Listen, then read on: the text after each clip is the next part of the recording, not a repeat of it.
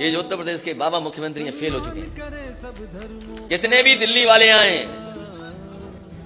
अब ये पास होने वाले नहीं है, क्योंकि जनता ने मन बना लिया है इनका सुपड़ा साफ होगा। इसी दिन का तो इंतजार कर रहे थे हम लोग कि चुनाव कब आएगा। अब साइकिल का हैंडल भी ठीक है और दोनों पहिए भी ठीक हैं अब, और पैडल चलाने वाले देखो कितने हमारे नौजवान साथी दिखाई दे रहे हैं। जैसे ही स्वामी प्रसाद मौर्य जी हमारे साथ आए, पता नहीं किस जमाने का वारंट इशू कर दिया, किस जमाने का वारंट इशू। और दूसरे हमारे गठबंधन के अपना दल के उनका जब से साथ मिला है, लगातार उनकी जांच हो रही है, लगातार उन्हें परेशान किया जा रहा है, कब्जा किया जा रहा है। और कौन भूल जाएगा डिजिटल इंडिया की गड़बड़ी। छापा मारना था किसी और के यहां, छापा मार लिया अपने यहां। हमारे मुख्यमंत्री पहले ही गोरखपुर चले गए, हालांकि उनकी किसी ने टिकट बुक कर रखी है। वो 11 तारीख की टिकट थी, लेकिन आप लोगों के आ जाने से आज ही वो गोरखपुर चले गए। जो लोग खबर को देख रहे होंगे वो जानते होंगे कि लगातार विकेट गिर रहे थे उधर पर। हालांकि हमारे बाबा मुख्यमंत्री क्रिकेट खेलना नहीं जानते। अगर वो क्रिकेट भी जानते होते अब तो उनसे कैच छूट गया।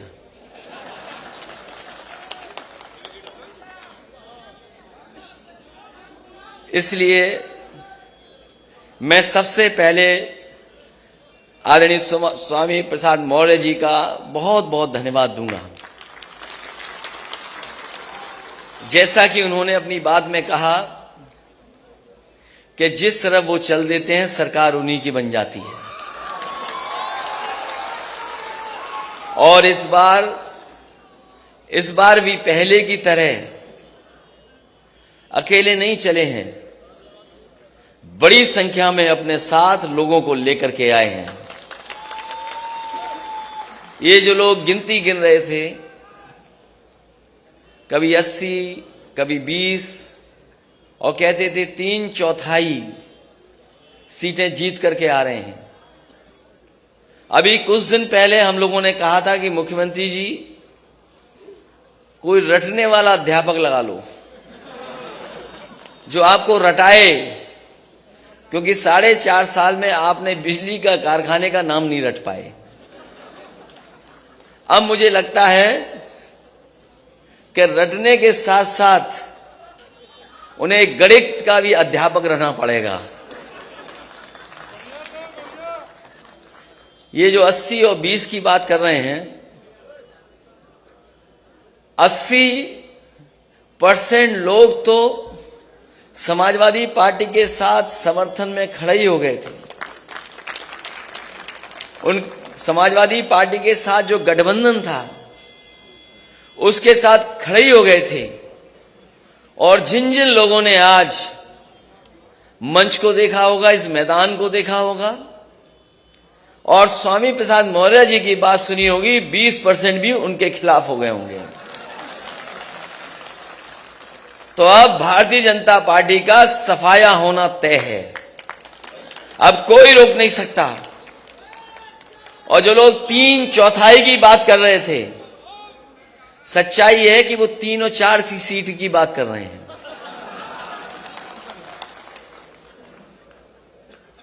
और मैं आप सबको, आज बहुत ही शुभ दिन है। इधर नए साल के बाद ये त्योहार ऐसा है, बड़ी हर्षोल्लास के साथ मनाया जाता है। और हमें लगता है सरकार के लोगों को पहले ही पता लग गया था कि यहां पर स्वामी प्रसाद मौर्य जी के साथ, धर्मपाल सैनी जी के साथ, धर्म सिंह सैनी जी के साथ बड़ी संख्या में लोग आ रहे होंगे। हमारे मुख्यमंत्री पहले ही गोरखपुर चले गए, हालांकि उनकी किसी ने टिकट बुक कर रखी है। वो 11 तारीख की टिकट थी, लेकिन आप लोगों के आ जाने से आज ही वो गोरखपुर चले गए। और जरूरी है इन्हें वापस भेजना। इसलिए जरूरी है इन्हें वापस भेजना कि अगर पीछे मुड़ के देखें हम तो उत्तर प्रदेश को इन्होंने बर्बाद कर दिया है। आज भारतीय जनता पार्टी के पास कोई ठोस उपलब्धि नहीं है।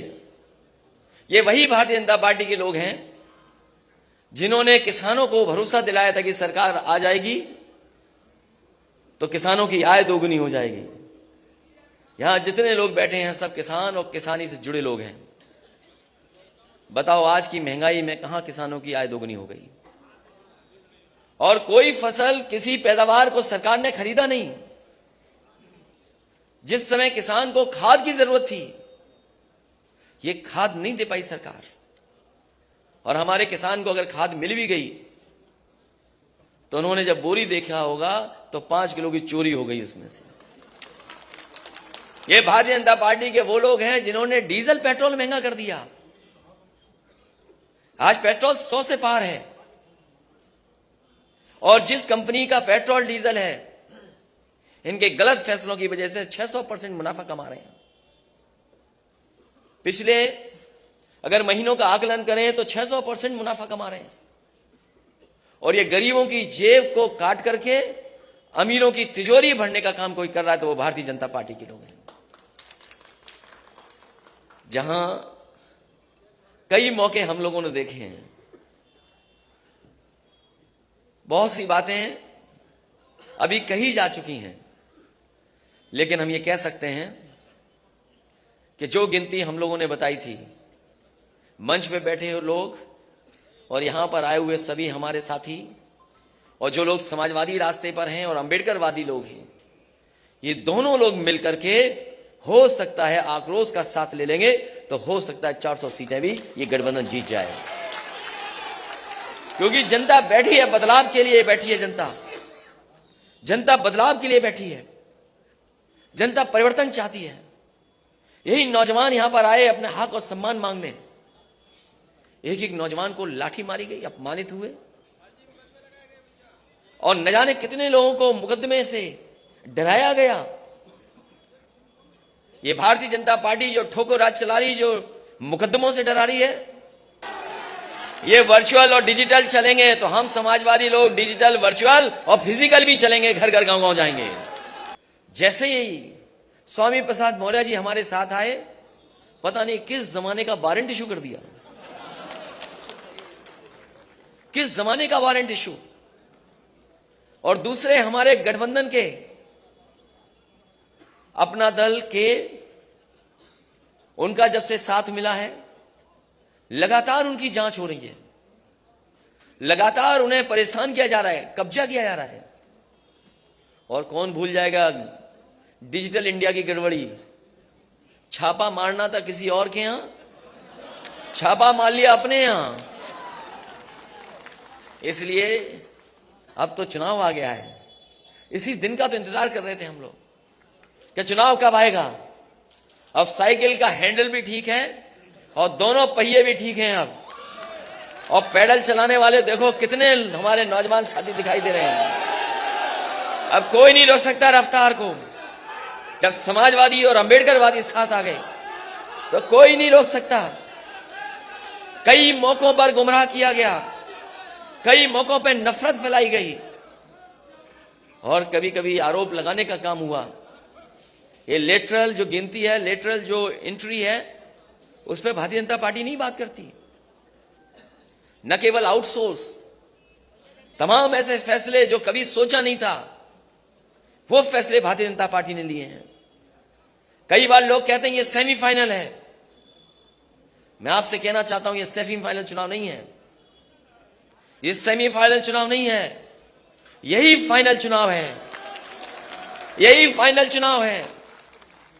हमने आपने देखा है कि अगर बच्चा कमजोर हो पढ़ाई में तो पूरे घर परिवार के लोग लग जाते हैं पढ़ाने में और रटाने में और कभी कभी उसका सहयोग करने में। परीक्षा देने जाए तो उसमें भी सहयोग के लिए कभी कभी परिवार के लोग जाते हैं। ये जो उत्तर प्रदेश के बाबा मुख्यमंत्री हैं फेल हो चुके हैं। कितने भी दिल्ली वाले आए अब ये पास होने वाले नहीं है, क्योंकि जनता ने मन बना लिया है इनका सुपड़ा साफ होगा। और इस बार तो ऐसा बीजेपी वाले हेड विकेट हुए कि हमारे तमाम नेताओं की स्ट्रेटजी नहीं समझ पाए, वो स्ट्रेटजी नहीं समझ पाए। अगर स्ट्रेटजी समझ गए होते तो पता नहीं क्या करते वो लोग, न जाने कौन से डैमेज कंट्रोल में लग जाते। और हमें खुशी ये है कि इस बार पत्रकार साथियों को भी नहीं पता लगा, लेकिन ये पत्रकार साथी सब अपने साथ आ गए हैं। अब कोई खिलाफ नहीं है, कोई खिलाफ नहीं है, सब चल रहा है आजकल, तो सब साथ है अपने। और न केवल हम लोग हटाना चाहते हैं, ये लोग भी हटाना चाहते हैं। इसलिए इस मौके पर मैं एक एक कार्यकर्ता को बधाई देना चाहता हूं, एक एक नेता का धन्यवाद देना चाहता हूं। यहां बहुत सारे लोग हैं जो कई दिनों से मैं देख रहा हूं, और मैं जानता हूं कि बहुत संख्या में लोग हैं, लेकिन मैं ये भी जानता हूं कि ये वो लोग हैं जो जब जाएंगे अपने गांव और अपने मोहल्ले में तो साइकिल को नहीं भूलेंगे और साइकिल की रफ्तार को बढ़ाने का काम करेंगे। ऐसा किसी ने सोचा नहीं था कि चुनाव ऐसा भी होगा, किसी ने सोचा नहीं था कि चुनाव ऐसा भी होगा। ये जो वर्चुअल नाम आ गया कि वर्चुअल रैली होंगी, डिजिटल प्लेटफॉर्म से हम लोग अपनी बात कहेंगे, ये सही है कि वर्चुअल और डिजिटल में भी हम लोग जानते हैं चीजें, लेकिन जो ताकत हमारे कार्यकर्ताओं में फिजिकल है उसका कोई मुकाबला नहीं कर सकता। ये वर्चुअल और डिजिटल चलेंगे तो हम समाजवादी लोग डिजिटल, वर्चुअल और फिजिकल भी चलेंगे, घर घर गांव गांव जाएंगे, क्योंकि ऐसा चुनाव नहीं देखा किसी ने। कोई सोच सकता था कि पाबंदी लग जाएगी? बताओ, कोई सोचा था कि पाबंदी लग जाएगी? किसी ने नहीं सोचा था कि मौर्य जी अपनी पूरी टीम के साथ आ जाएंगे। इन्होंने मनोबल बढ़ाने का काम किया, उत्साह बढ़ाने का काम किया है, और ये गिनती में बड़ी संख्या में लोग हैं। अभी तक तो स्टूल मिलता था किसी को, वो स्टूल वाले का क्या होगा? अब मुझे तो पता नहीं स्टूल वाले का क्या होगा। इसलिए जो 11 तारीख को जाना था जिन्हें, वो आज ही चले गए मौर्य जी के डर से। मैं एक एक विधायक, एक एक पूर्व विधायक, एक एक मंत्री का धन्यवाद देता हूं।